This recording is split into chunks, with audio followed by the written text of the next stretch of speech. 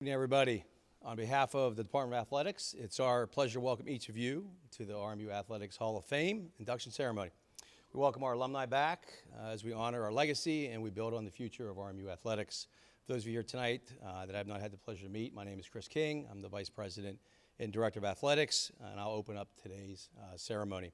It's a privilege to be here with you today honoring a highly successful head coach and several of the finest athletes in RMU Colonials history. We gathered today to pay tribute to a group of outstanding individuals who have brought positive recognition to Robert Morris University over its 100-plus year history. Today we induct 4 members as the 32nd class of inductees into the Athletics Hall of Fame. We're excited to honor each of you today for all your excellence, your hard work, your dedication to each of your sports and to this university. Congratulations to the 2023 Hall of Fame class. It's been an honor to meet each of this year's honorees and their families. So congratulations to each of everybody.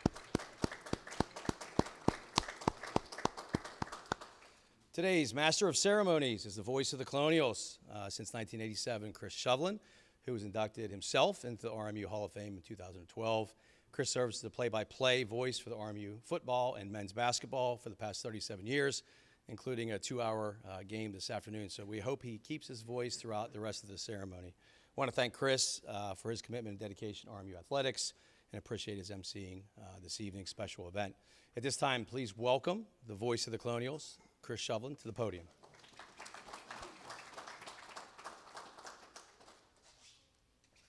Thank you, Chris. I appreciate it. Welcome. It is a great day to be a Colonial, isn't it? Every day is a great day to be a Colonial, at least for us. Welcome to the induction ceremony for the members of the 32nd class of the RMU Athletic Hall of Fame. This is the perfect place to do it. We're in the Hall of Fame, right? And to this hall's ranks today, we are adding 3 former student athletes, as Chris said, and 1 coach, each of whom left an indelible mark on their respective programs. The 4 new members to join the RMU Athletics Hall of Fame as the class of 2023, and I'll ask you to stand as I mention your name. Women's basketball coach from 2003 to 2016, Coach Sal Biscaglia. From volleyball and track and field 2013 through 2017, April Kravanek. From football, Jonathan Ladon, who has not yet joined us, and from women's basketball from 1985 through 1989, Debbie Sutherland. Now, let's share their stories and meet them individually. Coach Sal, if you'll come up and join me. Chris King, you do the honors in getting the photos taken with Sal over here as I read his bio. Inheriting a program that had suffered through 14 consecutive losing seasons, this native of Buffalo, New York, revived the program at Robert Morris, turning the Colonials into a perennial contender in the Northeast Conference. In his 13th seasons at the helm, Coach Sal won 225 games and is the all-time leader in victories for Robert Morris basketball. On 7 different occasions, Biscaglia guided the Colonials to at least 20 victories as well as 6 postseason national tournaments, including 4 automatic berths in the NCAA's Big Dance. They were in 2007, 2008, 2014, and 2016. Sal also led RMU to 4 NEC regular season crowns in 2007, 2008, 2014, and 2015. A 3-time Northeast Conference Coach of the Year honoree, Coach Biscaglia claimed the accolade from his peers in 2005, 2010, and again in 2013. He also coached 4 players that were bestowed NEC Player of the Year plaudits. Overall, during a 38-year coaching career, Sal Biscaglia compiled an overall record of 712 and 369, including 443 wins at the NCAA Division I level. Let us welcome together to the RMU Athletics Hall of Fame, Coach Sal Biscaglia.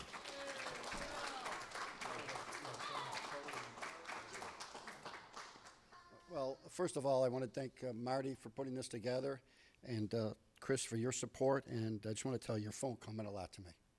That 1 phone call meant a lot.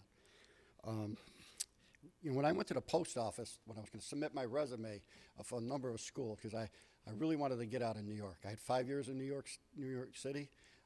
Met a lot of good people, but it was time for me to leave. So I was searching for other schools to possibly want me as their head coach. So I compiled the resumes, and I went to the post office, and I gave the postman, I think there was 5 in there, and I gave him 4, and they had the other one. He said, well, aren't you going to give me the other one? The other one was Robert Morris. Now, Robert Morris didn't do too well, okay? They were, I think at the time, last as far as the ratings go, 300 something. They were 300 something, and I said to myself, do I really want to?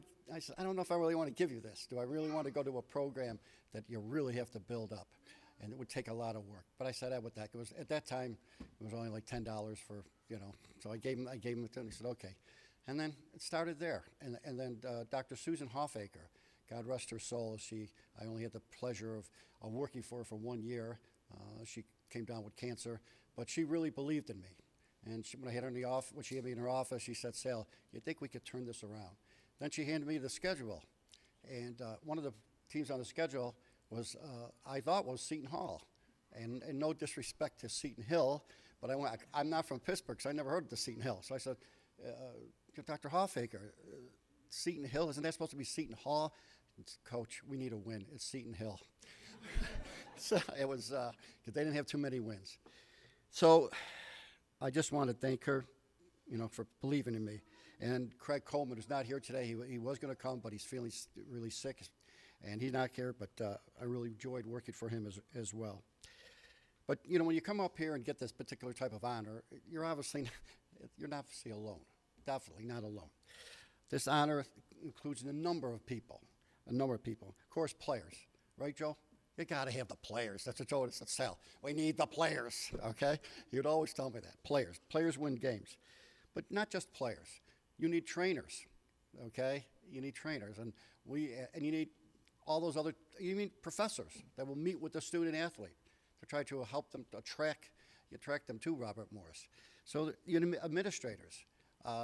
So many things go into it. So I'm here it's not a single honor, I guess is what I'm trying to say. It's an honor for all the people, that are involved. Like, for example, I like to point out some that are here, okay? My buddy and former assistant coach, Joey D, right there. And I want to point out both of them, Coach Schneider, Scott Schneider, right over there. They both worked for me, but I don't want to say work for me. We worked together, all right? And I really appreciate it, all hard work that you guys put in. I really do. It might not have seemed it as we were doing it. I could have been kind of tough. I'm an Italian. I get a little emotional at times. It's unbelievable. Charlie's my son because Charlie's so damn calm. Chris, you would never want me to work for you. Never. Because you either kick me out very quickly, okay, or maybe give me a right hook or something because I'm so different than Charlie. Charlie I was a very aggressive coach, aggressive to the players, aggressive to administration, and if I didn't get something, I would say it in different words, okay?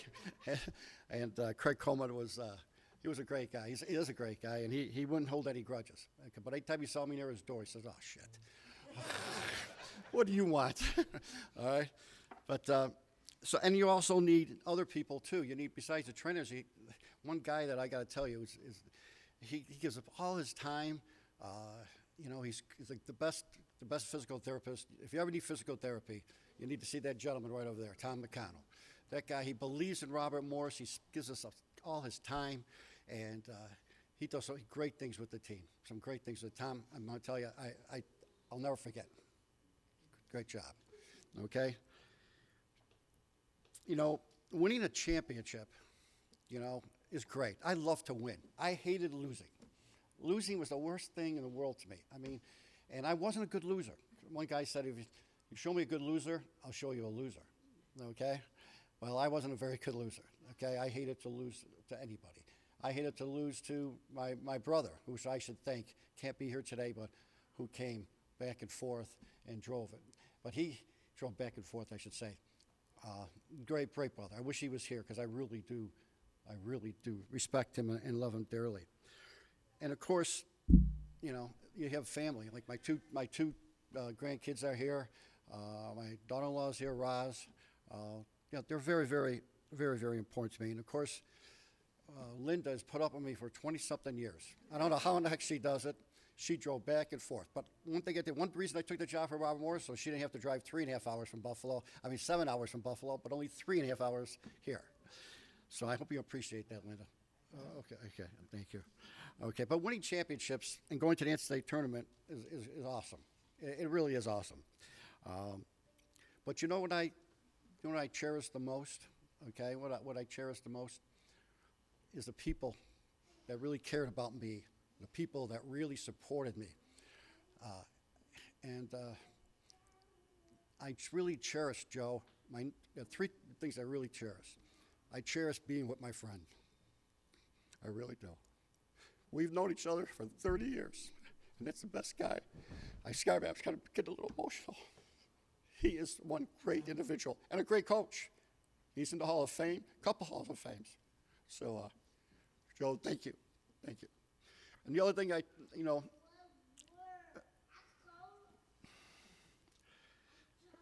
other thing I cherish is family. And there's two families here that welcomed me and Charlie into their family. And it meant a lot to me. Those two families are the Esposito family and the Kudich family, right over there. There's Jen, okay, my buddy Nick, and his son as well, Nick Jr. That's what I cherish so much. You guys that I met and let me and Charlie become part of your family.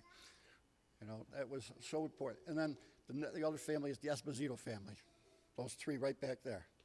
That's what I cherish. You know, we got to know them. They were fans of the team. And all of a sudden, and plus, Nick used to work up in the cafeteria when this wasn't here, and used to give us free food all the time. So, yeah. So I really liked them. Okay, but no. And Mrs. Esposito right there. And there was another guy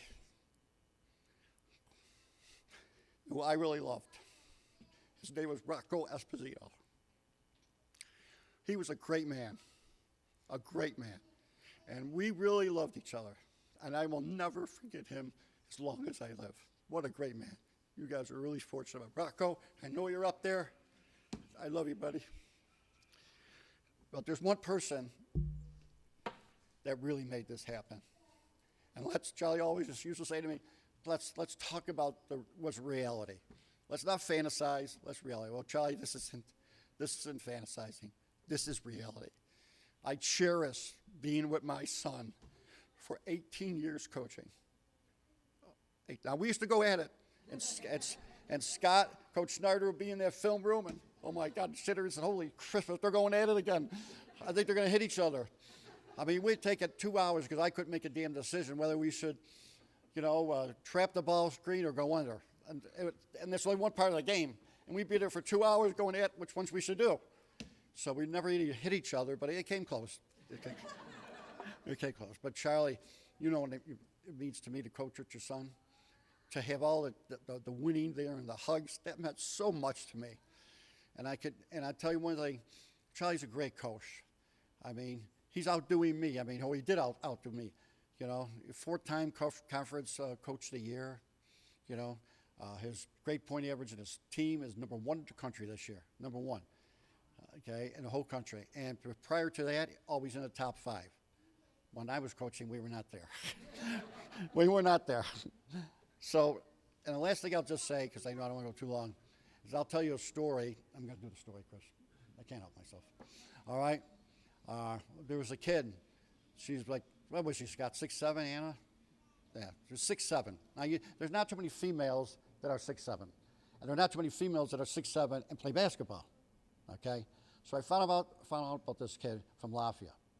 So I talked to her, we recruited her, had a lot of conversations with her, but we found out that she was 3 credits short of this one type of course to be eligible. And it was in the summertime. I said, oh God, what are we gonna do now? How are we gonna get Anna? She's not gonna be eligible. So we found out from our compliance officer that she just needed this one course. But it has to be, I think it was a history course or something like that she needed at the time. So I looked up on the computer and I was searching, and I found a school Utah had a course. So I called them. I tried to reach them. And I said, Anna, we got to try to get you signed up for this course at Utah. It'll be online. I don't know if you can still do that now in the summer, but it's the time you could. So it was a Friday. I'll never forget it. I call up University of Utah, and I say, I'm not getting the switchboard. Okay. I keep on calling. Finally, I hit a button for security. I'll call security. So I talked to a security officer there, and I said, why am I getting the switchboard or admissions? I can't get through it. Today is a Mormon holiday. I said, what? It's a Mormon. I said, and I had to get her in. The deadline was 30 days before school started. Okay, she had to be enrolled in the course 30 days, and this was the 30 days. So if at midnight, we don't get this 7 girl. So I said, sir, is the registrar around? No, she's at home. Call back Monday. I said, no, I can't call back Monday. So he hangs up on me. I call again. I get a different security person. I went to 3 of them. Plus, I got this young kid. I said, listen, buddy, I really need this kid. You don't understand. I really need this player. And he said, well, what can I do for you? I said, I got to get home. He said, sir, they're closed. It's a Mormon holiday. I said, listen, you call her and tell her that I want to talk to her. Okay, you call her. You don't have to give me your number. You call her. I don't know if I can do that. I said, please, just call her. What do you got to lose? So he said, okay, I'll call her and see if she'll talk to you. He calls her, and she said, okay, he can call me. So he gives me your number, and I call him. I said, miss, I got to get this kid into this course. And by midnight tonight, she said, sir, I work on Monday. I said, do you have a computer? Yes, I have a computer. Well, could you do it from home? Yeah, I could do it from home, but I have a problem. I said, what's the problem? The computer is in this room, and my daughter just brought home her newborn baby. And they're both sleeping. I said, you don't want to get that much rest. You don't want the baby to sleep that long. I said, how long has she been sleeping? Well, since this afternoon. I said, you really got to get out of here. I read that kids sleeping too long is not good for them. You got to get them out. You got to feed them. She says, sir, I don't know what to tell you. I said, I'll wake her up. I said, well, then take off your shoes. I said, you don't understand. This girl's 6'7". She could clog the lane for us. And another thing, now I use this other route. I did that, the begging route for me, then I used the other route. I said, this is a beautiful young lady, and her dream for her whole life was to play college basketball in the United States. You don't want to take that away from you, do you? You don't want to live with that, do you? I know you want this kid to fulfill her dreams. She says, okay, coach, if the baby wakes up, I'll try to get in there. So I said, okay, I won't. So it's about 10 o'clock at night. We got till midnight. I call her back. She said, well, they're still sleeping. I said, just take your time to get in there. So I make this long story a little bit shorter. She goes on the computer. I tell her what course. Well, we have to call Anna. So we had a 3-way call, okay? And I can't pay for the course, but Anna was willing to. So with a 3-way call, we got the course, some course. I don't know what it was, and I don't care what it was, to tell you the truth. I knew it was the course that we needed, okay? Because that's what our compliance officer did. So she got on the computer, okay, when Anna gave her MasterCard, she had the course, boom, she's in. 6'7" kid, we got her. She clogged the middle for us, we won a few games. She graduated from Robert Morris. She became a nurse, right? I think she's still here. I think she's in the Pittsburgh area. She went over back to Lafayette, but she trailed herself back to Pittsburgh, and now she's a nurse in Pittsburgh. And I feel really good about it. So that's about it. Okay, thank you so much.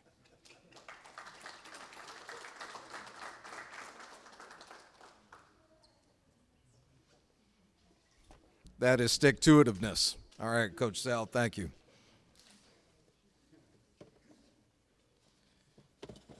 Chris, I'm going to ask you to come up again and present our next plaque to April Kuravanek. April, would you step forward? A two-sport athlete for the Colonials, Kuravanek appeared in 115 career matches for the volleyball program, including 102 starts. The 11th student-athlete in program history to eclipse 1,000 career digs, while also ranking in the top 10 in school history in blocks. April was named the 2015 Northeast Conference Tournament Most Valuable Player after helping lead the Colonials to their first league tournament title and subsequent bid to the NCAA tournament since 2003.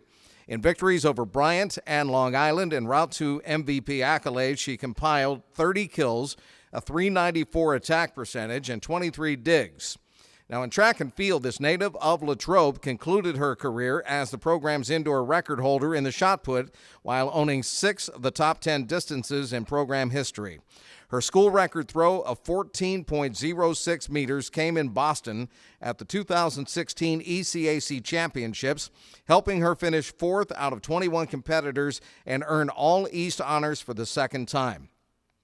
Kravonik, who maintained a 3.99 cumulative grade point average. Somebody gave you a B? As a biomechanical engineering major, is the only RMU student athlete in department history to be selected the NEC Scholar Athlete of the Year in 2 sports. Volleyball in 2015, track and field in 2016. April was also a 2-time District 2 Academic All-American in 2015 and 2016 from COSIDA, the College Sports Information Directors of America for volleyball, while also earning the same honor in track and field in 2016. Let us welcome to the RMU Athletics Hall of Fame, April Kravonik.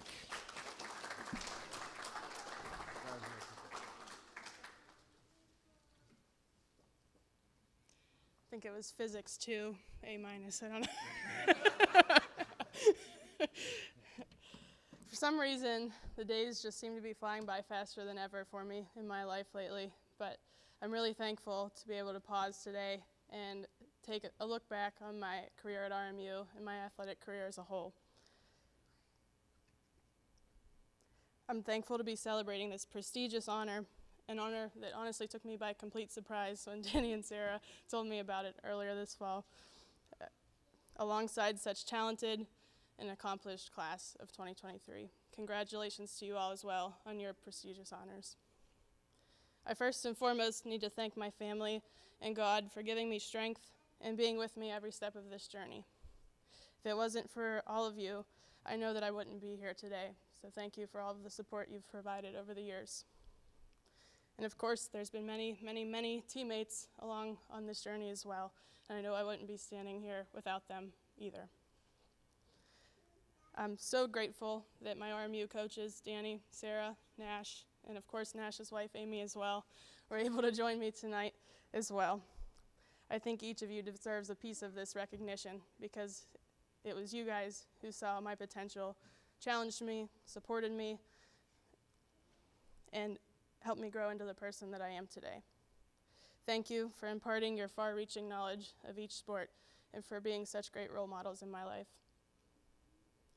This is undeniably a full circle moment for me, and this circle actually started my summer leading into my junior year of high school. I attended a college prospect camp here at RMU that summer, and a few hours into the camp, things took a turn for the worse. I took a wrong step going up to hit a ball, and I broke my foot on the spot. At the time, you really didn't hear much about that type of injury that I suffered, but I think since then, in the past couple years in the news, there's been a few professional athletes who have suffered Liz Frank fractures in their foot. When I received that Liz Frank diagnosis in 2011, a part of me thought it might all be over. Everything I'd been working towards, my dream of playing in college, it might not happen. But you've all heard how the future years played out today, just now from Chris, thank you. And life has a funny way of working out. Later that year that I broke my foot, I committed to play volleyball at Robert Morris and got the opportunity to participate in track and field as well while I was here. So today, RMU, things have certainly come full circle. Even though a young version of me could have been found practicing skills and routines as a member of a jump rope team, believe it or not, or shooting hoops in my driveway for hours on end. Or at one point, I aspired to be the goalie for the U.S. soccer team. That young athlete eventually found her greatest loves in volleyball and track and field, and I know that she'd be so proud of me today. It really doesn't get much better than this. Thank you, RMU, for the opportunity to finish your career competing on your court and in your shot put circles. I don't know if I can ever give back to volleyball or track and field what either have given to me, but I certainly try my best to do so alongside my fiance Cody, who's also here, as we look to inspire the next generation of athletes as their coaches. Cody, thanks for embarking on this new chapter in athletics with me. Thank you, Robert Morris, Marty, and everybody who made today possible, and congratulations to everybody in the 2023 class of inductees. Thank you.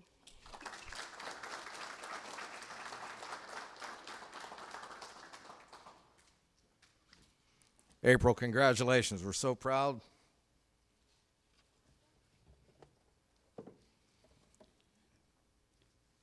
And I know John LaDon did not make it here today, but John is a 4-year letter winner for the Colonials, who concluded his career ranked in the top 10 in program history for career tackles on the Robert Morris football team. He played between 2001 and 2004, so we need to acknowledge that he is entering the Hall of Fame today as well. And our final inductee, and I'd like to invite her to come up and join our Vice President and Director of Athletics, Chris King, Debbie Sutherland, women's basketball, 1985 to 1989. In 4 years with the Colonials, Debbie appeared in 112 career games, which stood as the school record at the conclusion of her career. Now, she scored 1,168 points in 4 seasons at Robert Morris, with her best season coming during the 1988-89 campaign. In 28 games as a senior, this native of Bellevue averaged 13.5 points per ball game. Throughout her course of her 4 years with the Colonials, Robert Morris amassed 68 victories, including the 1988 ECAC Metro Conference Tournament Championship. During the 1987-88 season, the Colonials finished 18-10 overall and earned victories over number 3 seed Wagner and at number 1 seed Monmouth to claim the ECAC Metro Conference Tournament crown. Sutherland is a Veterans Committee selection for the Hall, which honors individuals who've concluded their respective careers at least 20 years ago. Debbie Sutherland, welcome to the Robert Morris University Athletics Hall of Fame.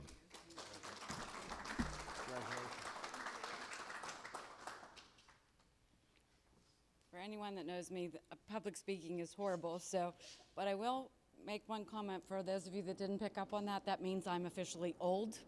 So over 20 years, when they actually called me with the honor, and Marty, thank you, but Dan did give me the heads up beforehand.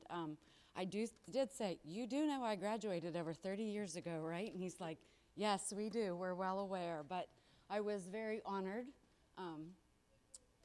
to say the least. But everyone talked about everything that they learned through athletics and the things that they learned. But when I was here at Robert Morris, this building was the former version of itself. It was the Sewell Center.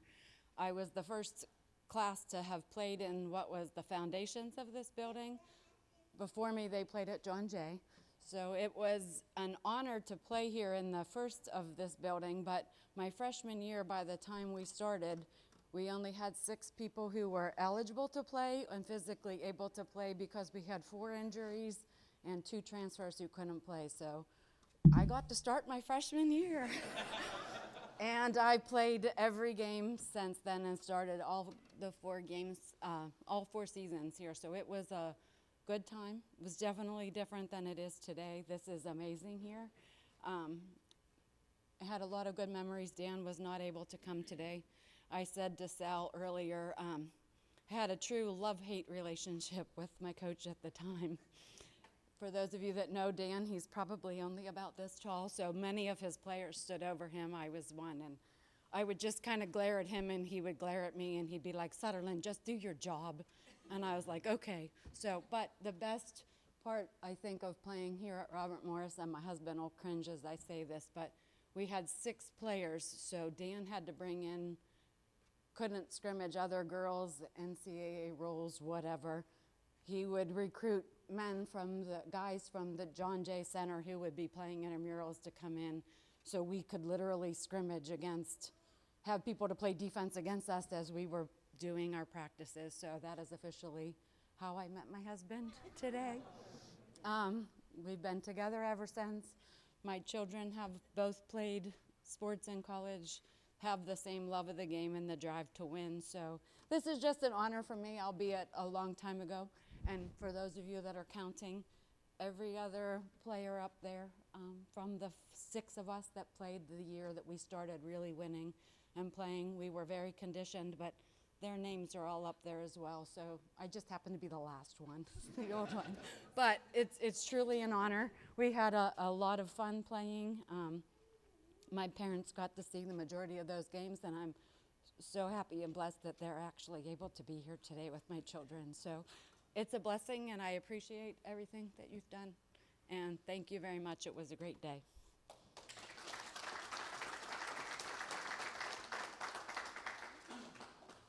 What's the old saying, Debbie? Last but not least, right?